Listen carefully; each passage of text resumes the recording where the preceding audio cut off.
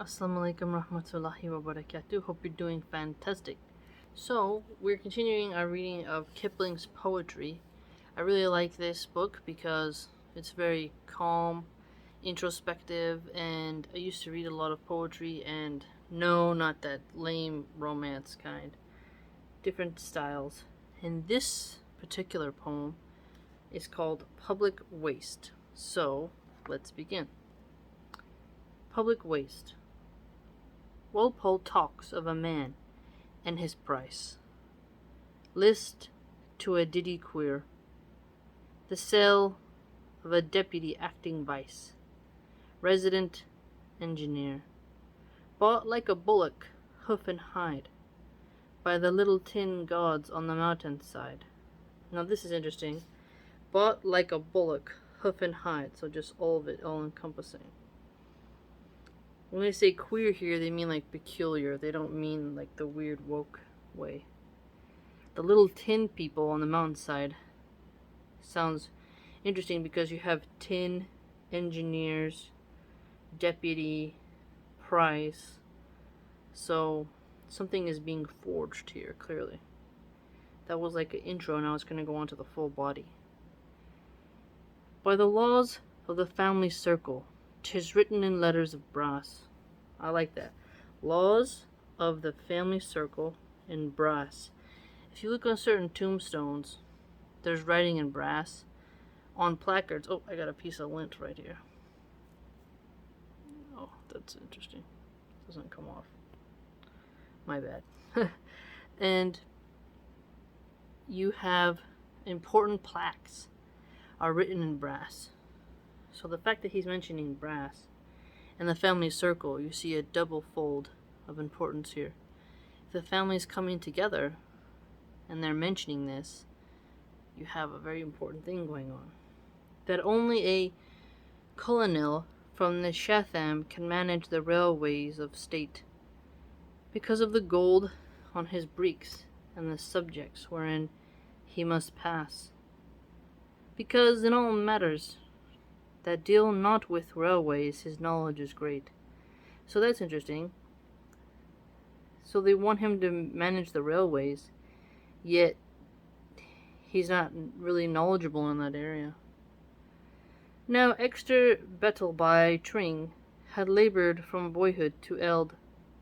So boyhood to eld, so from his youth to his elderly state, on the lines of the east and the west, and Iki of the north and south.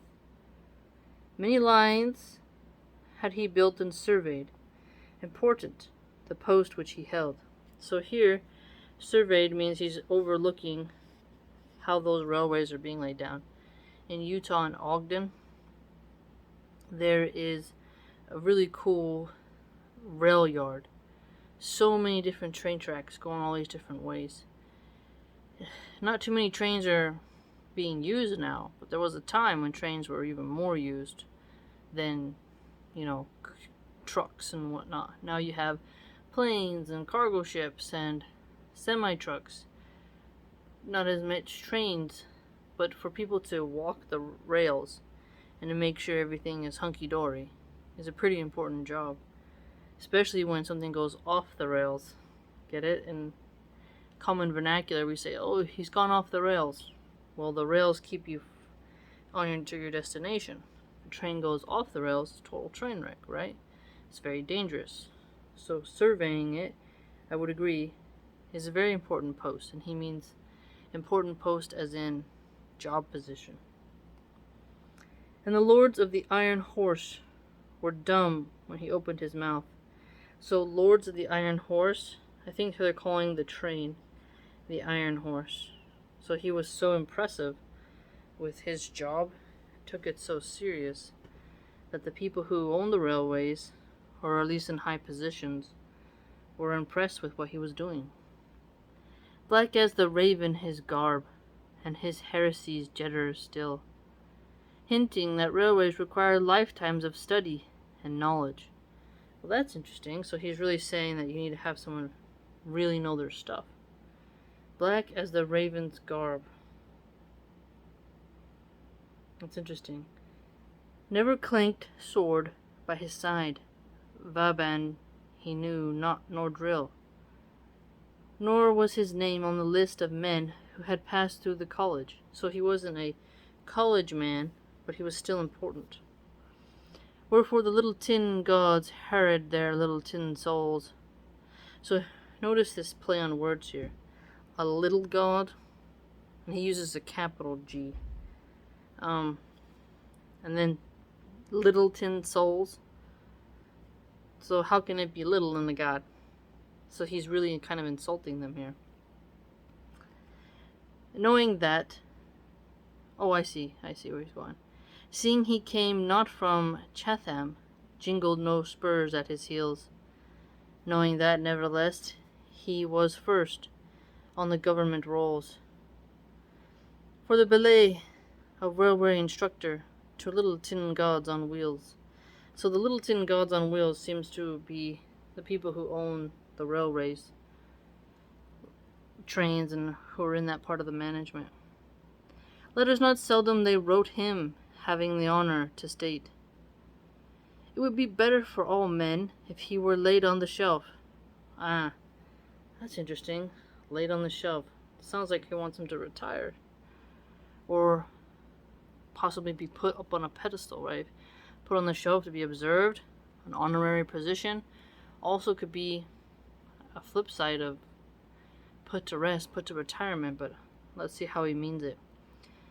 Much would accrue to his bank book, and he consented to wait. So the shelf, and then to wait.